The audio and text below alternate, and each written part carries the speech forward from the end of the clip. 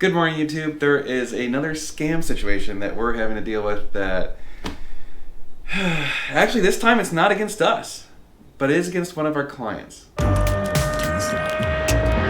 you recording all of the nefarious activities? If you're new to the channel, my name is Dan, and we are at our dealership, NG Supercars, and if you've watched our channel for a while, you know that we've dealt with a lot of scams. It's part of the business, I guess, whether it's CNC Motors was a huge thing. We've had people try and forge checks from our information. We've had people claim that cars were theirs when it wasn't. They tried to sell it to us. So all sorts of crazy stuff. Thankfully, we haven't, fallen victim to any of these scams yet. But we have a client of ours who definitely has fallen victim to a scam. And I want to state something real clear before we get started, which is I'm not trying to bash this person, especially if they watch this, or make them feel bad or insult them. This is just how the world works today. People are scamming people all the time, and people fall victim to it all the time. And it's one of those things where when you're on the outside, it's easier to see that it's a scam than when you're on the inside. So I don't fault this person, but it is what it is. So how did this whole thing start is we had a client reach out to us and said that they wanted to buy one of our Ferraris, and okay, that's all standard stuff. And they didn't really negotiate, and they were like, I'm gonna pay full price, which that's a little unusual. Usually everyone wants to at least negotiate a little bit. Even if they end up paying full price, they at least say, hey, what's the best you can do, or something like that, and sometimes we can't negotiate. And then shortly after that, they ended up saying that they wanted to buy a second Ferrari of ours. And we're like, oh, okay. So now we're like, this person's probably got a lot of money or something. So we started doing a little research, and there wasn't anything to suggest that this person was unusually wealthy. So that was a little bit concerning. They said something like, I'm gonna be able to pay a deposit next week after I cash in some of my bonds. Which that, again, not unusual. People have to move money around to pay for these cars all the time. So what happened next was a little bit like, which was we started talking to him a bit more about getting the paperwork and everything, and that's when we had some phone calls, and he mentioned that he was getting $300 million from some historic bonds. That was a big red flag to me. I was like, okay, so first of all, people don't usually just say, oh, I'm getting $300 million. And second of all, $300 million is an absurdly large amount of money. And if this person has $300 million, they should be a bigger deal than what we've researched. Like, we actually research pretty much all of our clients, just so you know, just because we want to make sure that they're not just pulling our chain. It's part of our process to kind of weed out some of the scammers. At this point in time, again, it wasn't like a big enough red flag that I wanted to investigate it, but it was enough that I'm like, okay, this is a little bit weird. So I started kind of putting less and less faith that this deal was going to actually happen. At that point, I kind of wanted to really push to get a deposit so I could pull him off the market if he was serious, because that's the thing is, we get so many people saying, oh, I'm going to buy it, and they want us to pull the car off the market, and then they don't buy it. So without a deposit, car stays on the market. So I let him know, hey, these two cars are still going to be on the market unless you give us a deposit. I'll get you deposit, okay. No deposit. A week goes by, no deposit. We start getting other people interested, and this is where it's really difficult for us. It's like, I want to be kind to the people who are genuinely interested in the car, but if we have another deal that comes along, I have to entertain that without the deposit. So I let him know, hey, we have someone else who wants to buy this car. If you can't get us a deposit, I'm going to sell it to them. So he comes through with the deposit and on one of the cars, which was like, okay, I thought you wanted both, but okay. So he gives us a deposit on one of the cars, which was a $2,000 deposit. We make our deposits non-refundable. That's the whole point of a deposit, is to make sure you're committed and that you're buying the time to come through and actually buy the car. That's when he starts talking to me about some stuff like, oh, I've got all this other money coming and blah, blah, blah. And I'm like, okay, it's interesting. And the Iraqi dinar is being revalued along with the, some other currency stuff that he's been working on for years. That's when I was like, this doesn't sound right. And he mentioned the Zimbabwe dollar being backed by the gold standard and getting revalued. I actually just happen to have some $100 trillion Zimbabwe notes that I bought way back when the old Zimbabwe dollar collapsed.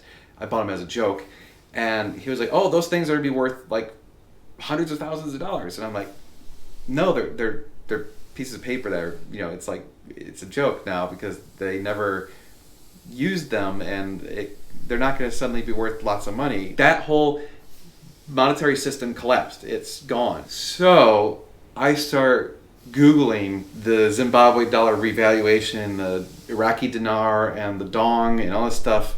And it's like super apparent. It's like scam everywhere. Even like the federal government has like, these are scams. This isn't going to happen. It's all a scam. And so I'm like, oh crap. So then I'm like, I wonder about his historic bond thing. So I Googled that, and immediately it's like, historical bond scam, and I'm like, oh no. So I'm like, this dude's totally being played. I try and call him and discuss this with him, and he just will not listen to me. He's drank the Kool-Aid. He believes these things are going to happen. And that's when it goes from like already kind of like not good to completely like, oh crap. Is he starts talking about, oh, like, he's got enough of these notes that it's going to be worth $100 trillion or $1 trillion or something like that, and he's going to have $1 trillion. And I'm thinking, that's more than the entire GDP of Zimbabwe. How is this possible? He starts texting me the most vague things that supposedly the intel on these things, like 2008 Zimbabwe 100 trillion paper uncirculated, F with a misspelling. I'll call you to explain this low-cost purchase. I've been involved with my business partner in establishing humanitarian projects worldwide, utilizing the funds received from 16 countries' currency revaluations. Intel received yesterday. All Tier 1 banks canceled all currency redemption employees. Vacation time today for the next 10 days. 2 people exchanged their Zim notes in Michigan this morning, pending account at 20 cents. He proceeds to post like page after page after page of regurgitated stuff from these scammers who are trying to get him to buy more of these fake dollars and stuff. Is kind of what I've determined. And so at some point I'm like, hey, how much money have you put into this? And he's like, oh, I've put all of my life savings. And that's when I'm like, oh man, like this dude has been played so hard, and he won't listen to me. And my heart goes out to him like, dude, this guy is he's just totally probably bankrupted himself with the scam. So I call my wife, who's a social worker, and I say, hey, what do I do about this? Because this doesn't feel right. And so first of all, we're like, we got to give him back his deposit. Like, I'm not taking money from someone who's being scammed. It just doesn't feel right. So we're like, okay, we're going to do that. And then she's like, you need to call Adult Protective Services on him in the state he lives in. I'm like, okay, this is going to be unusual. So I do. I call Adult Protective Services for the county he lives in. Try and explain to them, like, what's your relationship with this person? Are you their grandson, their friend? I'm like, I am a car dealer in Texas. And they're like, huh. So I'm explaining to them that he gave us this deposit and explained how he was trying, he thought he was going to get all this money, and it's clearly a scam, and someone needs to intervene because he's going to give away everything. And so they said they're going to look into it and blah, blah, blah. And in the meantime, he keeps saying that, oh, I'm going to get the money. And like, by this point, weeks have gone by. The money's not coming. We know it's not coming. It's all a scam. I get a call from the guy. He says, hey, what have you done? There's someone from the state here saying that I need Adult Protective Services or whatever. He misinterpreted what they were saying, and he said that we were scamming him. And I'm like, no, that's not what's going on. He's like, did you call them? And I'm like, yeah, I called them on you. And he's like, why'd you do that? And I'm like, well, you clearly are being scammed, and you don't understand that you're being scammed, and someone needs to intervene, and blah, blah. And at first I thought he was to be really bad at me. And he was like, well, I need to go talk to these people, and I'm going to explain to them that we're all going to get rich, blah, blah, this kind of stuff, right? And then he hangs up, and about an hour goes by, and he calls back. At this point, I'm like, I don't even want to talk to him anymore. I'm just done. So then he starts texting me, and it's immediately like nothing ever happened. He's like, oh, I explained to him the situation. He understood, and so everything's good. And then he goes right back into his tirade about these currencies being revalued and how he's going to get all this money. And so, like, at this point, I don't know exactly what happened to him. He finally has stopped texting me. It's been a few weeks. Obviously, we sold the cars. Both cars have been sold. I gave him back his deposit.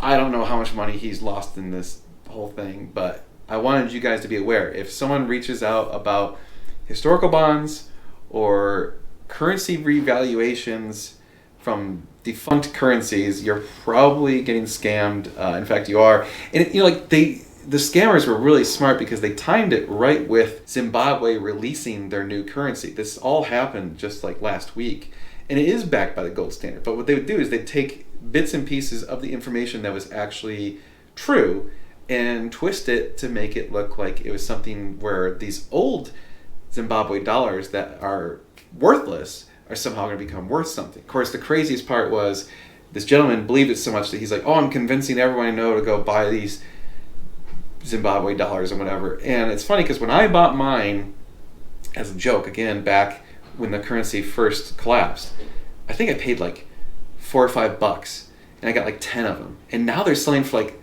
$60, $70 each. And so it's clear that that's what they're doing is someone bought up all this worthless paper and is reselling it at huge margins. I mean, if they made 6-10 times what they paid for it, that's a really good return. So I think that's what's going on is people are selling these worthless, defunct currencies and convincing people that they're somehow worth a bunch of money. I felt terrible for the guy, and I feel terrible about calling Adult Protective Services on him, but I feel like that's the right thing to do in this situation because he would not listen to anything reasonable. I tried, I emailed him, I sent him links to the websites showing that it's fake. I sent him YouTube videos that people have done about how it's fake. It was just, oh no, I don't believe this. I don't, blah, blah, blah. And so you can only do what you can, right? Ultimately, I'm a car dealer. It's not like I'm family or a friend or something. So anyway, there you have it. We get lots of scams. We have to be on our toes all the time. So sometimes we may come off a little standoffish if you're outside of the standard profile that makes sense and that we've sold cars to, because again, we've sold a lot of cars now.